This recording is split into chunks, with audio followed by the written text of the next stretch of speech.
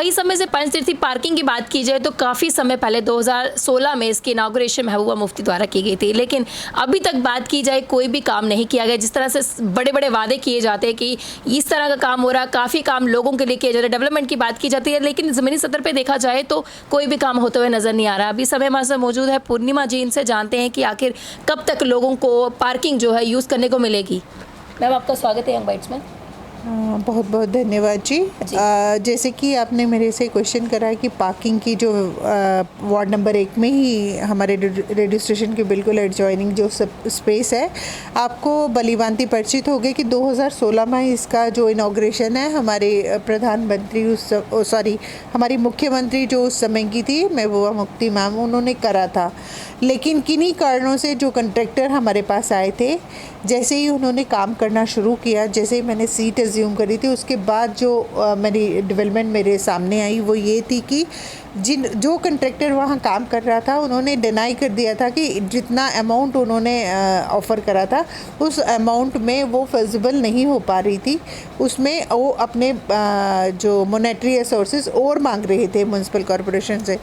किन्हीं कारणों से हमने जो पहले कंट्रैक्टर हैं उनको टर्मिनेट किया है इस एसेट से। अब हमने इसको 2 मोड्स पे हम काम कर रहे हैं। एक तो हम अपना डिपार्टमेंटल काम कर रहे हैं कि डिपार्टमेंट के द्वारा ही ये जो है पार्किंग बनाई जाए।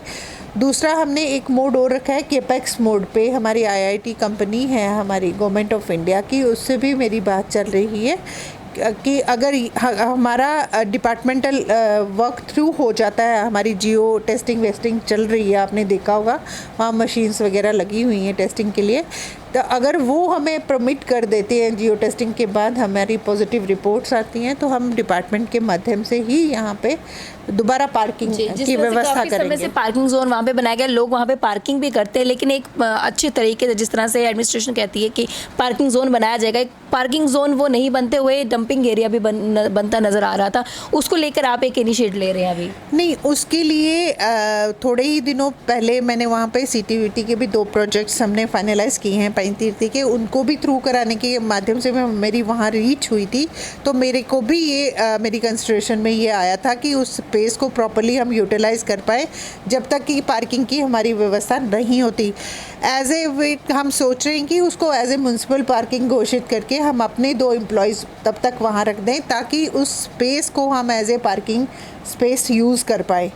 और जैसे ही हमारी जियो की हमारी रिपोर्ट्स अगर पॉजिटिव हमारे फेवर में आती हैं, तो भी हम उसके बाद डिपार्टमेंट के माध्यम से वहाँ पे एक सुंदर पार्किंग की व्यवस्था हमारे लोगों के लिए बनाने की पूरा प्रयास करें। बहुत बहुत धन्यवाद। जिस तरह से लोगों को काफ़ी समय से पार्किंग की प्रॉब्लम आ रही थी, तो पूर्णिमा जी ने एक इनिशिएट लिया। उनका ये कहना है कि बहुत जल्द लोगों को वहाँ पे पार्किंग की जो सहूलियत है वो प्राप्त होगी। अगली अपडेट लेके फिर मैं हाजिर होंगी, तब तक ले देखते रहे यंग बाइट्स। वीडियो जर्नलिस्ट अभिषेक के साथ मैं पूजा ठाकुर, यंग बाइट्स जम्मू।